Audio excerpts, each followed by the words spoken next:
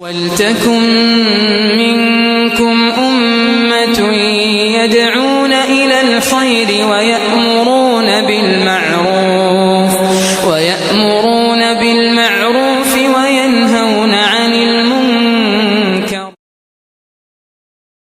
وحده لا شريك له وأشهد أن محمدا عبده ورسوله أما بعد قال الله تبارك وتعالى يا أيها الذين آمنوا قوا أنفسكم وأهليكم نارا.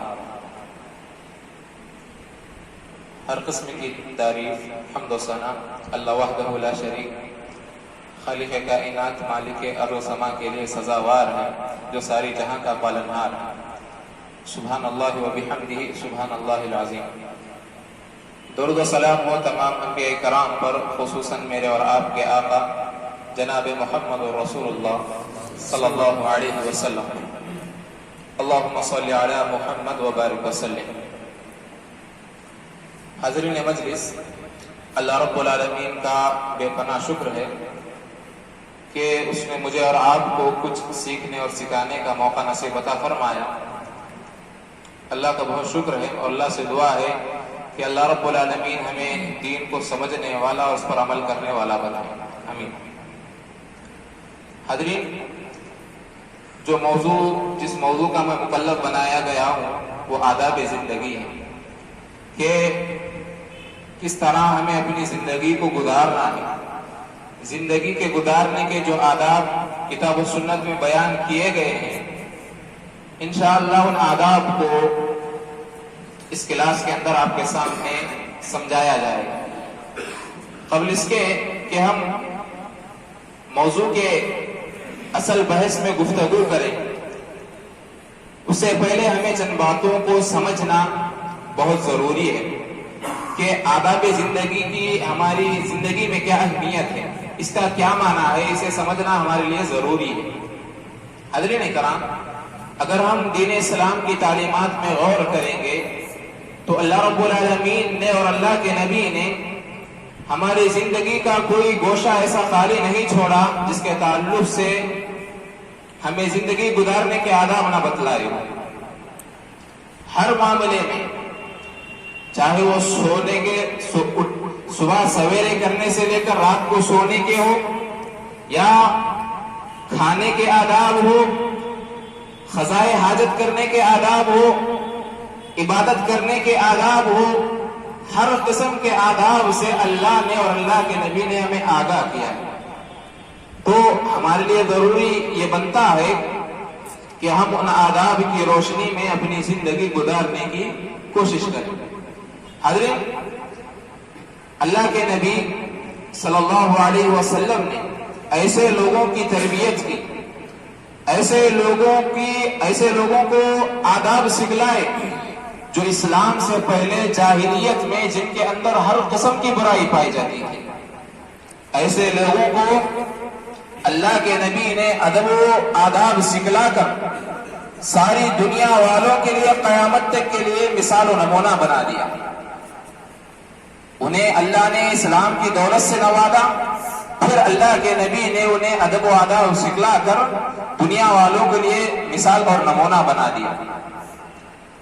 انہیں ادب و آداب کی وجہ سے وہ دنیا والوں کے لیے آئیڈیل بن گئے. تو حاضرین کرام، یہی ادب و آداب ہے جو انسان کو جلا بخشتے ہیں، اس کے معیار کو، اس کی عظمت کو اجاگر کرتے ہیں.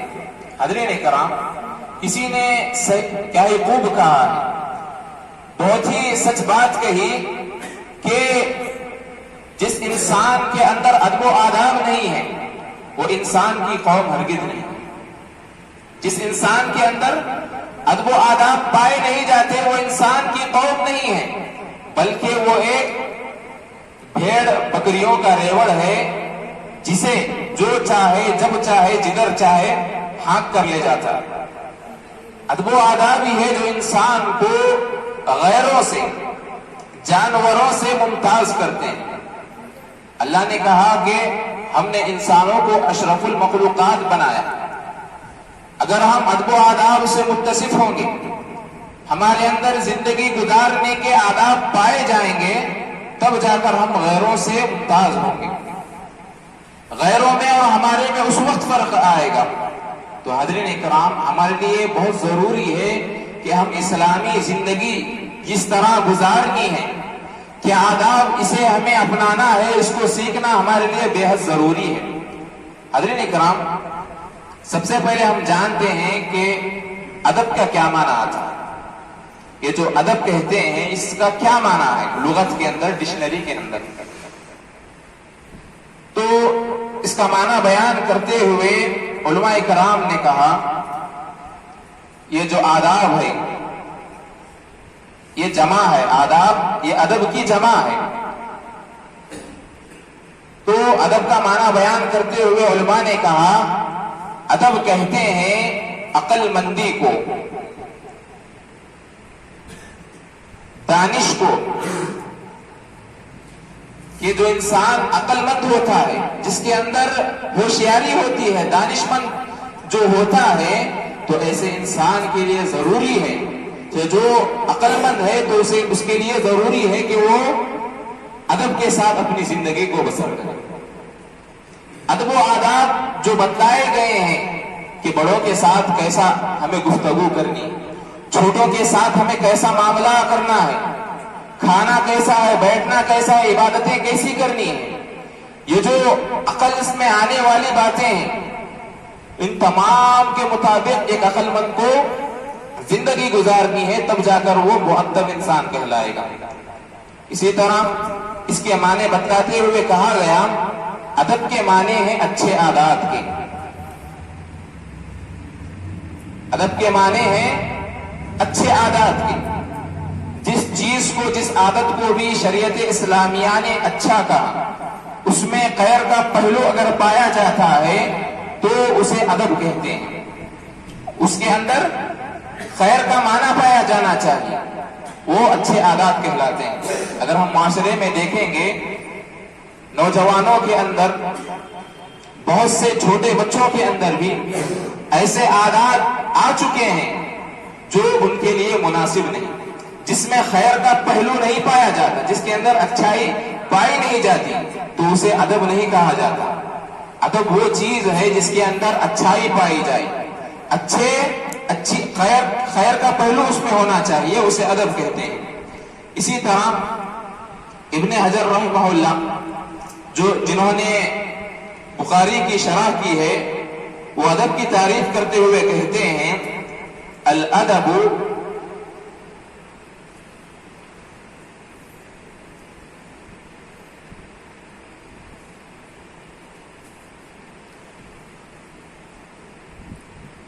الادب استعمال ما يحمد اقوالا وافعالا، اقوالا وافعالا.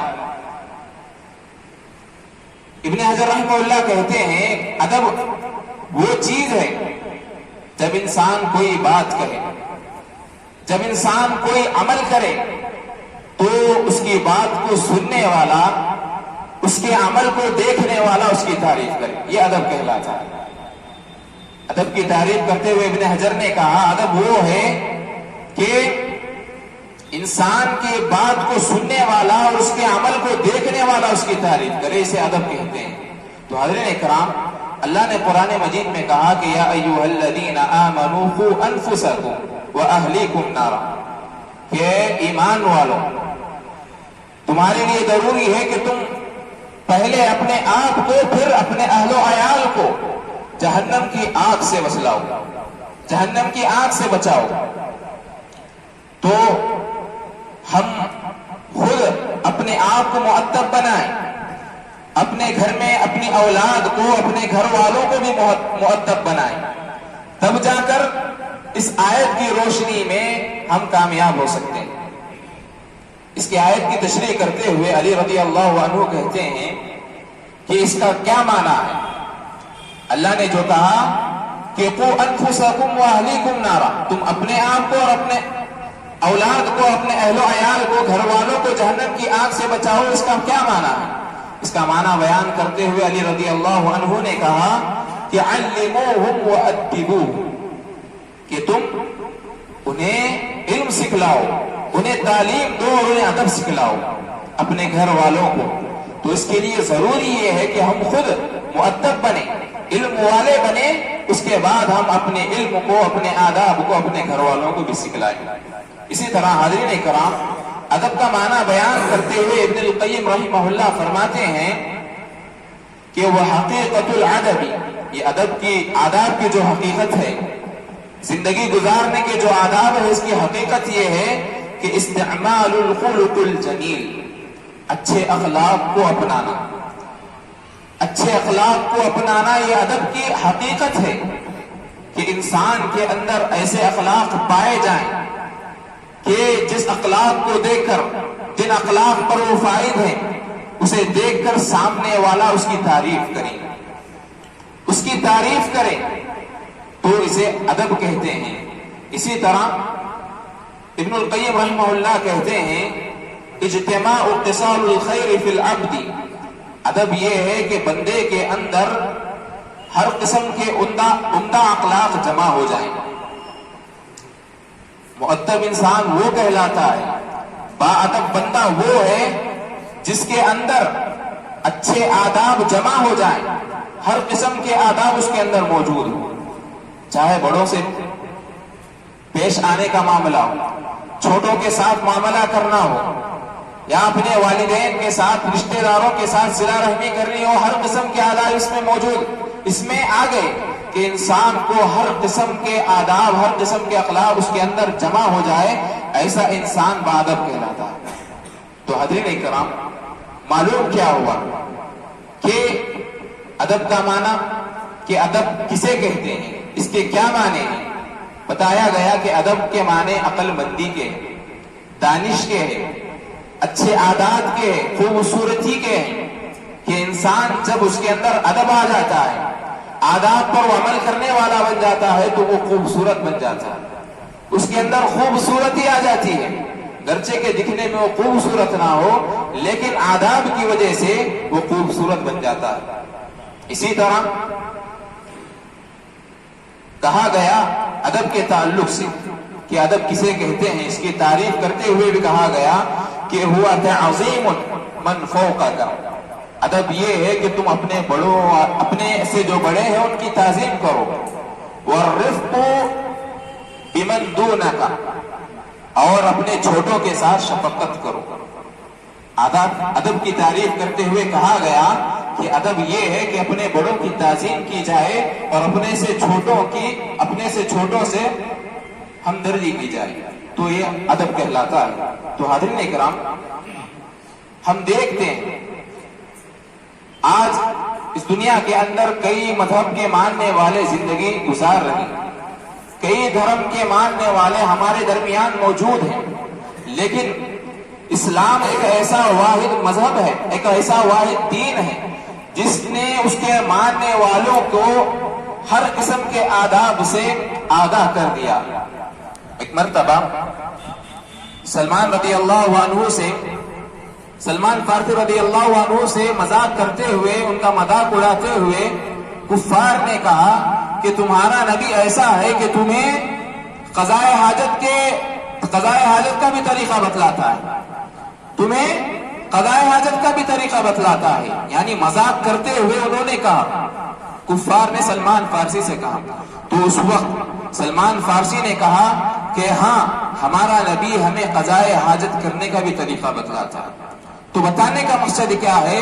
اسلام نے ہماری زندگی کا کوئی گوشہ ایسا خالی نہیں چھوڑا جس میں اس نے ہمیں زندگی گزارنے کا طریقہ نہ بتلایا، اس کے تعلق سے ہمیں آداب نہ بتلائے ہو۔ سیدنا عمر رضی اللہ عنہ کہا کرتے تھے تأدبوا ثم تعلموا، تأدبوا ثم تعلموا، تم پہلے ادب والے بنو، اس کے بعد علم حاصل کرو، پہلے ادب کو سیکھو، اس کے بعد علم والے بنو۔ اسی طرح کسی سلف میں سے کسی کے بارے میں آتا ہے کہ جب وہ اپنی اولاد کو علم حاصل کرنے کے لیے بھیج رہے تھے، اس وقت انہوں نے اپنے بیٹے کو نصیحت کرتے ہوئے کہا کہ میرے نزدیک یہ پسند ہے، اے بیٹے میرے نزدیک یہ پسند ہے کہ تم علم کے 100 باب یاد کرو، علم کے 100 چیپٹر یاد کرو، میرے نزدیک یہ پسند ہے کہ اس کے علاوہ تم صرف ادب و اخلاق کا ایک چیپٹر، ایک باب یاد کرو، ایک باب کو تم سیکھو۔ تو اسلاف کے نزدیک ادب و اخلاق کا بہت بڑی اہمیت تھی کہ وہ اپنے بچوں کو یہ کہہ رہے ہیں کہ میں پسند کرتا ہوں کہ تم صرف ایک باب ادب و اخلاق کا صرف ایک سبق سیکھو، بدرجے یہ کہ تم علم کے 100 باب سیکھو۔ تو حضرین کرام، بتانے کا مقصد کیا ہے؟ اللہ کے نبی نے اور اللہ رب العالمین نے ہمیں جینے کا سلیقہ بتلایا ہے، اسلام نے ہمیں جینے کا سلیقہ اور آداب بتلائے ہیں، تو ہمارے لیے ضروری بنتا ہے کہ ہم ان آداب کو مد نظر رکھتے ہوئے اپنی زندگی کو گزاریں۔ تو انشاءاللہ اگلے دروس کے اندر آداب زندگی کے تعلق سے آپ کے سامنے بیان کیا جائے گا کہ اللہ نے اور اللہ کے نبی نے ہمیں کن کن آداب سے آگاہ فرمایا ہے۔ انشاءاللہ اگلے دروس کے اندر ان باتوں کو پیش کیا جائے گا۔ آخر میں اللہ سے دعا ہے کہ اللہ رب العالمین ہم تمام کو آداب زندگی کے مطابق زندگی گزارنے کی توفیق دے۔ اللہ رب العالمین کو ہم تمام کو جس طرح اللہ کے نبی نے اور صحابہ کرام نے اس دنیا میں زندگی گزاری، اس طرح کی زندگی ہمیں نصیب عطا فرما، آمین یا رب العالمین۔ والسلام علیکم ورحمۃ اللہ وبرکاتہ۔